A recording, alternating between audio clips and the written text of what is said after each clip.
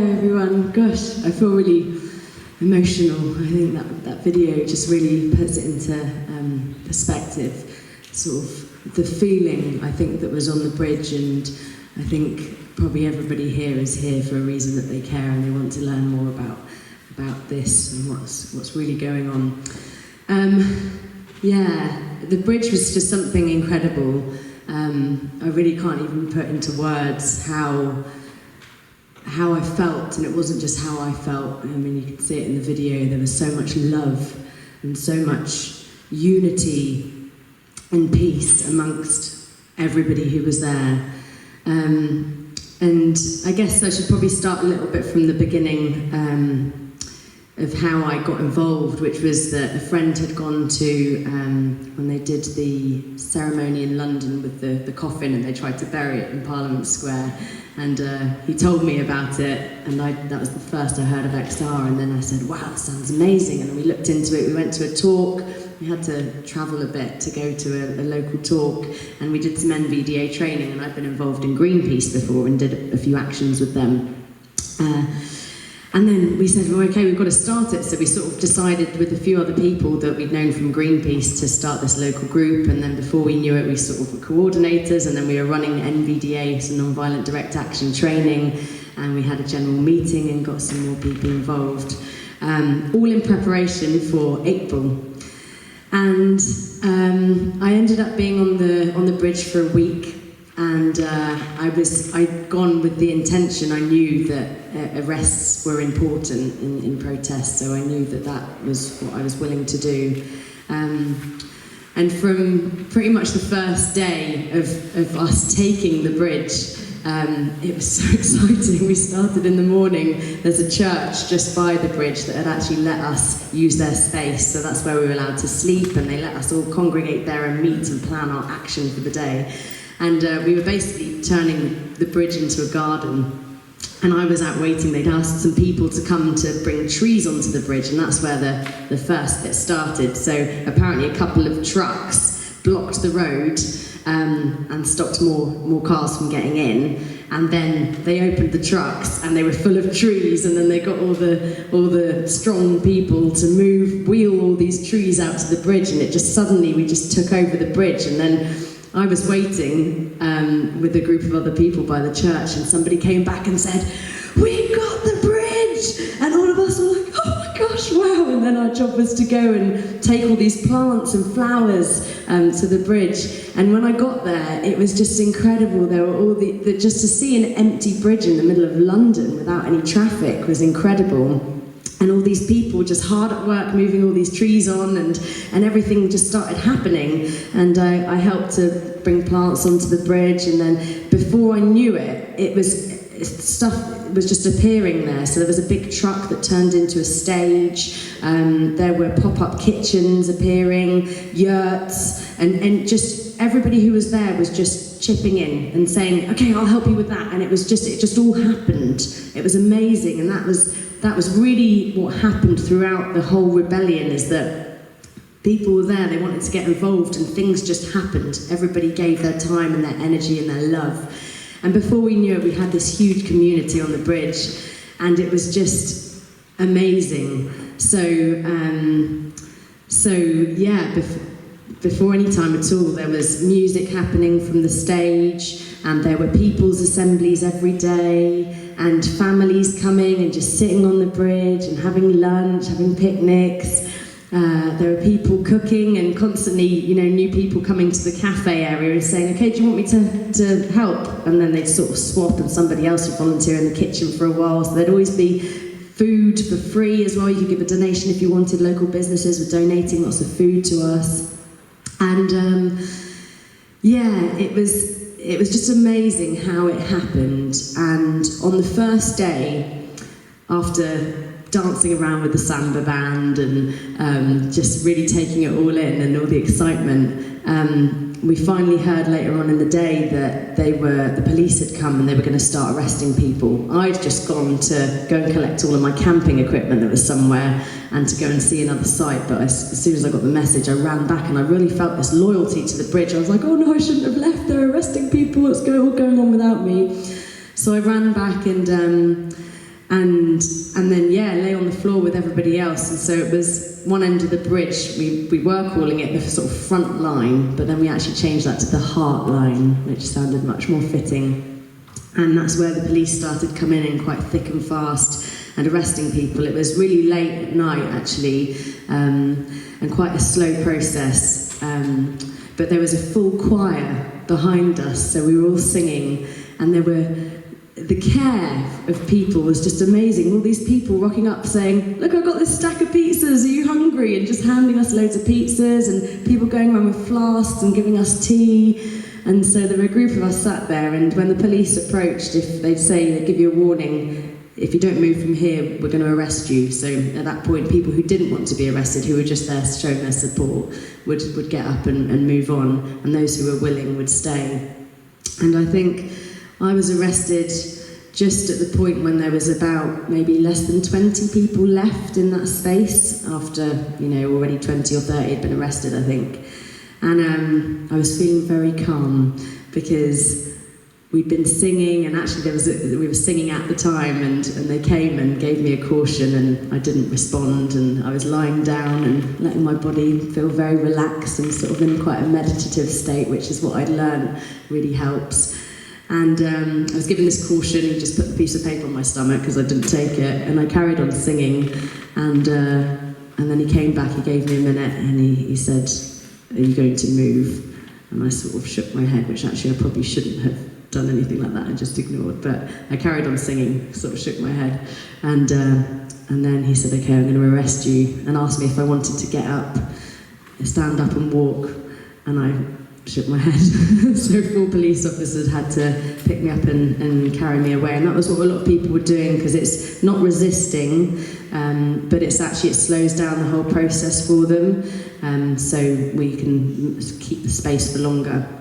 Anyway, my experience of being arrested, I was actually quite ready for it, because I was very, very tired. It was late at night, and I was overwhelmed with everything going on. I was quite looking forward to just a bit of peace and quiet on my own.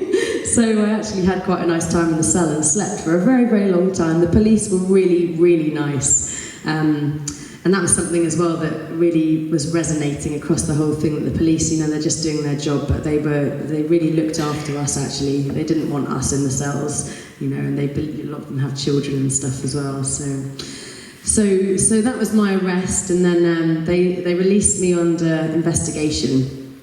And as soon as I left the station, I was ages away in Kingston, they took me to.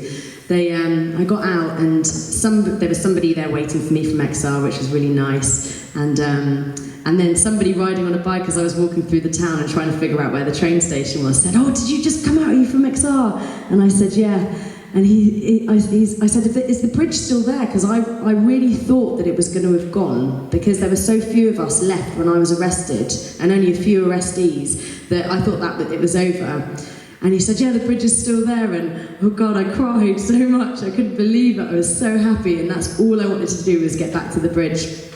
And so I did. I returned, and it was just amazing. And by that point, so day 2, hundreds of people had come. They'd heard about it, and they'd come, and the place it had a skate ramp. There was people like spray painting semi-permanent or chalk spray on the floor, and there was art everywhere, and it was just, people were bringing their plants and trees as well. And it really was this huge, amazing community.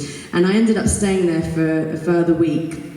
And actually, I really found sort of my purpose even more so after that. I didn't want to be arrested again. I thought, that's enough once. But actually, I ended up singing and doing quite a lot of de-escalating in those moments where things are quite tense, and where there's a lot of arrests happening and the police are coming in.